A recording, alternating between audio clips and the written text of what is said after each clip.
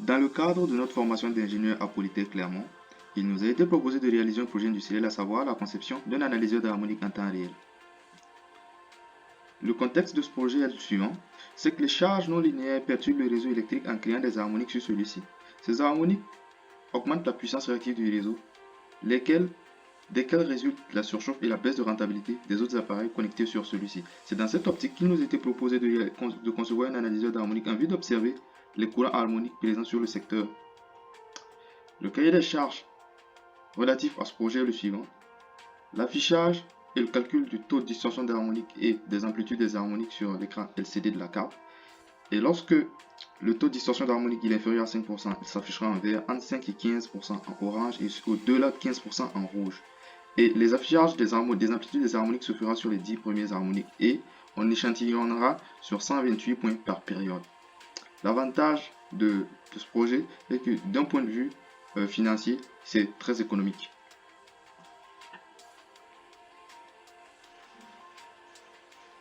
Afin de mieux appréhender la réalisation de notre projet, nous avons réalisé un schéma synoptique de notre analyseur d'harmonique délimité par les pointillés en rouge. Donc dans un premier temps, nous aurons la carte d'acquisition qui nous a été fournie au préalable, composée d'un capteur de courant et d'un filtre anti-repliement, qui sera relié à la broche ADC d'un microcontrôleur, donc dans notre cas un S7G2DK, qui permettra d'effectuer le calcul de la FFT, du THD et l'affichage de ces différentes valeurs en temps réel sur le LCD.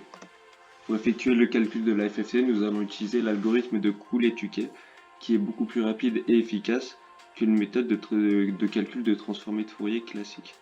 Donc voici un exemple de la façon dont l'algorithme de Cooley-Tukey peut être utilisé pour calculer la FFT d'un signal de 8 points.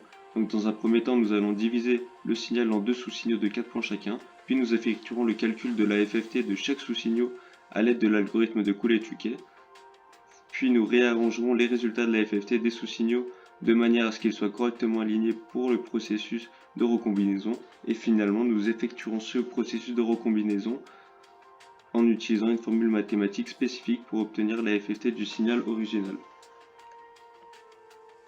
L'implémentation du système s'est faite en divisant celui-ci en 3 tâches. Une première tâche d'acquisition qui s'emploie à remplir un premier buffer.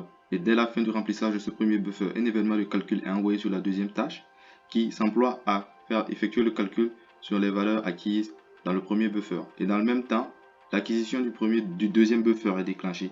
Et à la fin de celui-ci également, un événement de calcul est envoyé sur la tâche de calcul pour effectuer les calculs du deuxième buffer pendant que l'acquisition du premier buffer est redéclenchée. À chaque fin de calcul, un événement d'affichage est envoyé sur la tâche d'affichage afin d'afficher les harmoniques et le taux de distorsion d'harmonique en temps réel sur l'écran LCD du microcontrôleur. L'ordonnancement des tâches est fidèle à la représentation précédente, dans le sens où on voit bien que à la fin de l'acquisition du premier buffer, l'acquisition du deuxième buffer est déclenchée et pendant le même temps, la tâche de s'emploie à effectuer le calcul sur le premier buffer et à la fin de cette dernière, la tâche d'affichage préempte le processeur pour afficher les données en temps réel.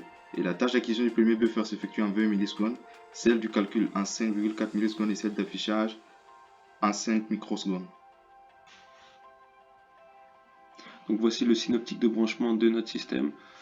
La carte d'acquisition du courant sera reliée au secteur perturbé par une charge non linéaire et sera alimentée en 3.3 volts à l'aide de la carte S7G2DK.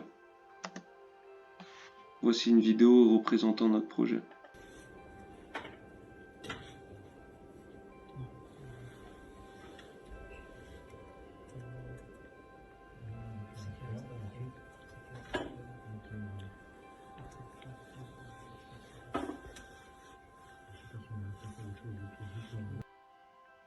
Comme nous pouvons le voir, nous avons des valeurs d'harmonique qui sont similaires sur le GBF et sur notre LCD.